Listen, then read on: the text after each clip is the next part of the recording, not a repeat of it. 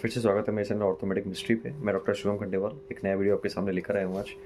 तो आज हम बात करने वाले हैं कुछ ऐसे अहम टॉपिक पे जो नॉर्मली सभी सर्जरीज़ के बाद या ज़्यादातर सर्जरीज़ के बाद ये चीज़ की दिक्कत आ सकती है। और अगर ये चीज़ की दिक्कत आ रही है तो सॉल्यूशन क्या होता है लगभग नॉर्मली लोगों को पता नहीं होता है। नॉर्मली लोग आके पूछते हैं, पेशेंट आके पूछते हैं कि इसके बाद डॉक्टर साहब दिक्कत आ रही है, चलने में दिक्कत आ रही है तो क्या करना चाहिए क्या नहीं करना चाहिए, उस पर आज अपन अपनी चर्चा करेंगे। तो आज का जो टॉपिक है वो है लिम्ब लेंथ डिस्क्रिपेंसी। मतलब जो हमारे जो पैर हैं, दोनों पैरों में ऊंचा नीचापन जो होता है ना, दोनों पैर बराबर नहीं रहे, दोनों पैरों में ऊंचा नीचापन आ गया है। तो वो क्यों आता है, किस लिए आता है ना, उसका इलाज कैसे होता है, उसके लक्षण क्या होता है, उस पर आज बात करेंगे, चर्चा करेंगे। तो पहले देख लेते हैं इसके कारण क्या होते हैं, उसके बाद इसके लक्षण पे भी आएंगे और घरेलू इलाज और फिर अस्पताल के इलाज पर भी आएंगे। ठीक है, तो इस बात करते हैं इसके कारण पे। कारण मैंने बताया आपको जैसे कि सर्जरी के बाद मोस्टली, जैसे कूल्हे की सर्जरी आपको मैंने बता रखी, कूल्हे का रिप्लेसमेंट जो होता है उसके बाद नॉर्मली ये पैरों में ऊंचा नीचापन हो सकता है। एक पैर छोटा हो जाए और एक पैर बड़ा हो जाए, ऐसा हो सकता है और कई बार होता भी है ना। उस केस में क्या करना चाहिए। उसके अलावा फिर आता है आपका जो ऊंचा नीचापन है, मान लीजिए इन्फेक्शन हो गया कूल्हे का, उस केस में हो सकता है। ठीक है, इन्फेक्शन के कारण भी हो सकता है, या फिर ऐसा कोई फ्रैक्चर वगैरह हुआ आपका कूल्हे के जोड़ का जिसकी वजह से बहुत ही बेकार फ्रैक्चर था, या उसको फिक्स करा, फ्रैक्चर को टुकड़े होने के बाद फिक्स किया गया, तो भी ये ऊंचा नीचापन हो सकता है। ऐसे तो बहुत सारे कारण हैं, तो ये एक कारण हो गया। और एक दो कारण हो सकते हैं कि हिप वगैरह में, कूल्हे वगैरह में मांसपेशी का कॉन्ट्रैक्चर हो गया, मांसपेशी सिकुड़ हो गई, मांसपेशी के सिकुड़ने की वजह से भी ये ऊंचा नीचापन हो सकता है। ठीक है, बाकी एक चीज़ आती है पेल्विक टिल्ट। पेल्विक टिल्ट होता है कि जो आपका कूल्हे हैं वो जो एक तरफ झुके और एक तरफ कम झुके है कि नहीं है ना। नॉर्मल पेल्विक टिल्ट होगा तो उसमें दोनों तरफ का बराबर कूला रहेगा, और जब पेल्विक टिल्ट ऊंचा नीचा होएगा तो उसमें एक तरफ कम एक तरफ ज़्यादा, ऐसी चीज़ हो सकती है ना। तो कूल्हे का टेढ़ापन भी हो सकता है, पेल्विक टिल्ट उसको अपन कहते हैं कि पेल्विक जो कूल्हा है आपका कितना सीधा रहता है। ठीक है, तो ये पेल्विक टिल्ट कहलाता है। इसके अलावा मैंने आपको बता रखा है कूल्हे का जो सर होता है, एवियन जो होता है ना, विस्को नेक्रोसिस हिप का जो होता है, यानी कि कूल्हे की जो हड्डी होती है ऊपर की, वो मर जाती है, उसका सर जो मर जाता है तो वो एवियन हिप होता है। उस केस में भी अपना जो आपस में जो पैर हैं, जो पैरों की लंबाई ऊंची नीची हो सकती है। ठीक है, बाकी बच्चों में कारण हो सकता है, बच्चों में भी इसी तरह के कारण होते हैं कि जन्मजाति जो हड्डियाँ वगैरह हैं, जो कूल्हे की हड्डी वो डेवलप नहीं हो पाई, जन्मजाति था है ना, कंजेनिटल चीज़ हम जिसे बोलते हैं, तो जन्मजाति कूल्हे की हड्डी डेवलप नहीं हो पाई। उसके अलावा कोई कूल्हे में इन्फेक्शन हो गया, कूल्हे में कोई चोट लग गई है ना। और भी होते हैं, जैसे बच्चों के भी कूल्हे का एवियन हो जाता है, वो हो गया, पड़तीस बोलते हैं। किसी वीडियो में इस पर भी अपन चर्चा करेंगे। या कूल्हा खिसक जाता है, कूल्हा निकल गया, बड़ों में भी कूल्हा निकलने की वजह से ऊंचा नीचा हो सकता है, तो छोटे बच्चों में भी कूल्हा निकलने की वजज से ऊंचा नीचा हो सकता है। SCFE नाम की बीमारी होती है, मैंने आपको वीडियो में पहले बता रखी है SCFE क्या होता है ना। स्किप कैपिलर फेमोरल एपिफिसिस होता है, जिसमें भी कूल्हे का जो ऊपर का हिस्सा है वो निकल जाता है, आगे पीछे निकल जाता है। तो वो चीज़ भी उस केस में भी अपना जो अपना पैर है वो ऊंचे नीचे हो सकते हैं। ठीक है, तो ये तो काफ़ी सारे कारण अपन डिस्कस कर ली, काफ़ी सारे कारण बता दिए। और एक चीज़ आती है ग्रोथ प्लेट। बच्चों में जो ग्रोथ प्लेट होती है, वो जहाँ से उनकी हड्डियाँ डेवलप होती है ना, जिससे लंबाई बढ़ती है, वो ग्रोथ प्लेट कभी अगर इन्फेक्शन हो गया और चोट लग गई किसी वजह से, तो उस केस में भी हमें जो है जो अपने पैर हैं ये लंबाई ऊँची नीची देखने को मिल सकती है। ठीक है, लक्षण क्या आते हैं, लक्षण की बात करते हैं। लक्षण में क्या रहेगा, चलने में दिक्कत आएगी। सबसे पहले जो गेट होता है, जो बता रखा है मैंने आपको, चलने का जो तरीका होता है उसको हम गेट बोलते हैं साइंटिफिक भाषा में, मेडिकल भाषा में।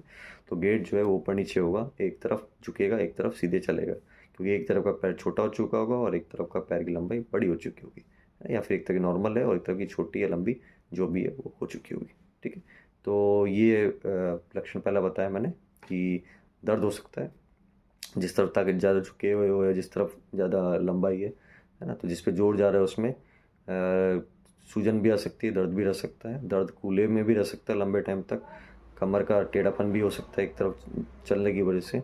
उसके अलावा घुटने में भी दर्द जा सकता है, नीचे पैरों तक भी दर्द जा सकता है। ठीक है, तो ये दर्द वगैरह भी रह सकता है, सूजन भी आ सकती है इस वजह से आपके। ठीक है, उसके अलावा उसके अलावा जो है बाकी जो जिस तरह की चीज़ है उस तरह के सिम्टम तो लक्षण तो रहेंगे रहेंगे, है ना।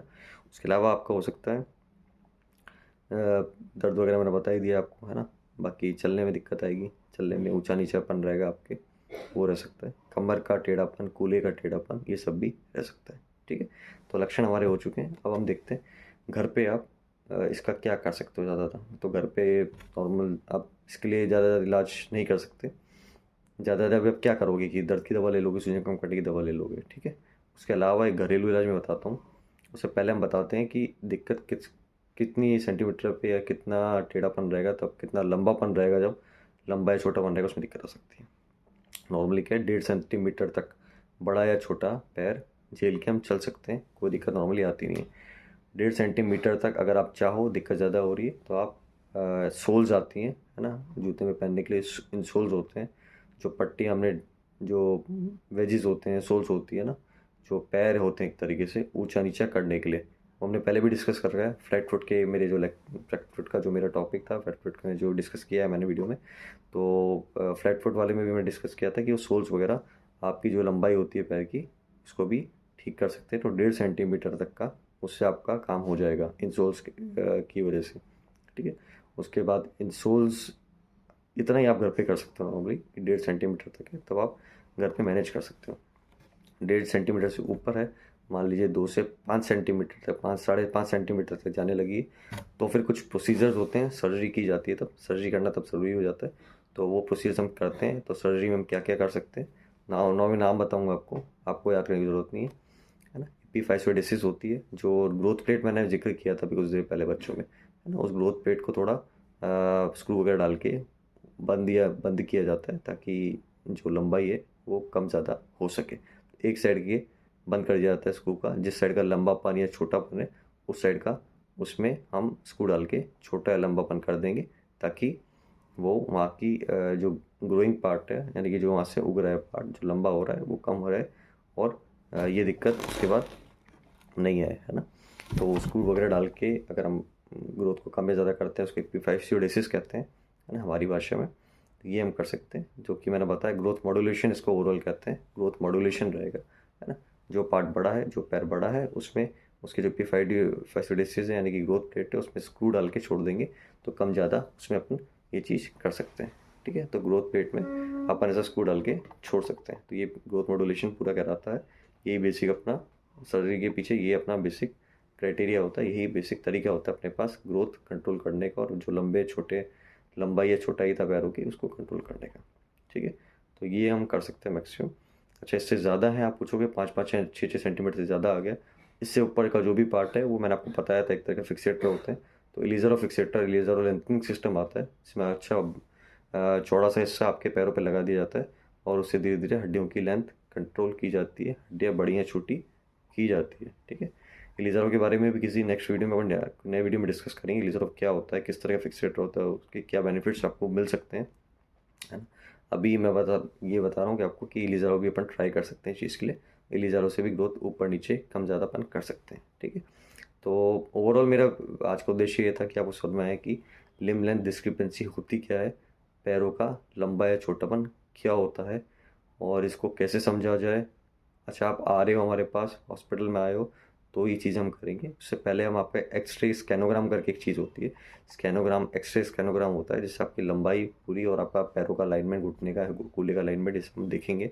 तो स्कैनोग्राम से हम आपके अलाइनमेंट, जो कूल्हे वगैरह, घुटने वगैरह का, वो देखेंगे। उसके बाद आपको इसके लिए इलाज बताएंगे, और बेसिकली इंच टेप वगैरह से नाप के देखेंगे कि कितना लंबा छोटा पैना है, आपके दोनों पैरों में आपस में कितना डिफरेंस आ रहा है।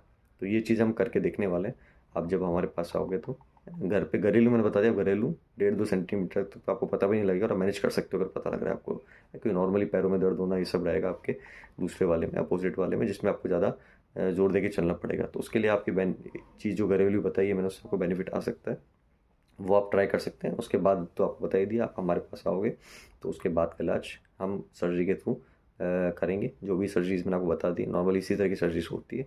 ठीक है, तो ये हम करके देखेंगे। तो आई होप समझ में आ गया हो आपको कि पैरों का छोटा या लंबापन क्या होता है।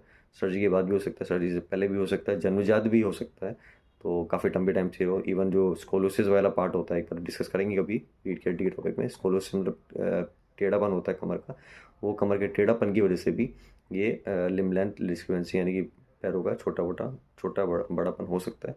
लॉर्डोसिस नाम की भी एक चीज़ होती है ना, वो भी लॉर्डोसिस की वजह से भी कभी कभी ये चीज़ दिखता नहीं है, कमर का जो टेढ़ापन होता है ना, ज़्यादा टेढ़ेपन को भी अपन लॉर्डोसिस कह सकते हैं। आगे रीढ़ के टॉपिक, हड्डी के टॉपिक, ये भी हम डिस्कस करने वाले हैं।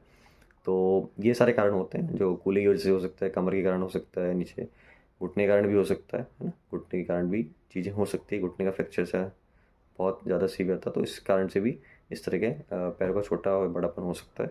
तो आज का बेसिक उद्देश्य ये था कि समझें कि छोटापन और बड़ापन क्या होता है पैरों का, और इसको हम कैसे मैनेज करते हैं। अच्छा, एक चीज़ और, एक सर्जरी बताना भूल गया कि जो हमारी फीमर और टिबिया नाम की हड्डी होती है, मैंने आपको बता रखा है पहले, उसको भी बड़ा या छोटा कर सकते हैं, जिस साइड का हिस्सा बड़ा या छोटा है ना, तो उसको भी अपन उस तरह से डील कर सकते हैं। तो ये कुछ सर्जरी वाले पार्ट्स आते हैं। आप आई होप मुझे सब आपको समझ में आ गया होगा सब चीज़ें। बहुत ही आसान भाषा में समझने की कोशिश करी है मैंने, क्या चीज़ होती है और आप कैसे मैनेज कर सकते हो उसको। आपको भी समझ में आ जाएगा क्या क्या मोटा मोटा क्या चीज़ होती है। तो एज़ यूजुअल लाइक कीजिए, शेयर कीजिए, सब्सक्राइब कीजिए, शेयर बहुत ज़्यादा, जितना ज़्यादा शेयर कर सकते कीजिए, ताकि मैं और अच्छे अच्छे टॉपिक से बना के आपके लिए। कमेंट आप कर सकते हो, बता सकते हो और क्या क्या चीज़ें आपको डिस्कस करनी है।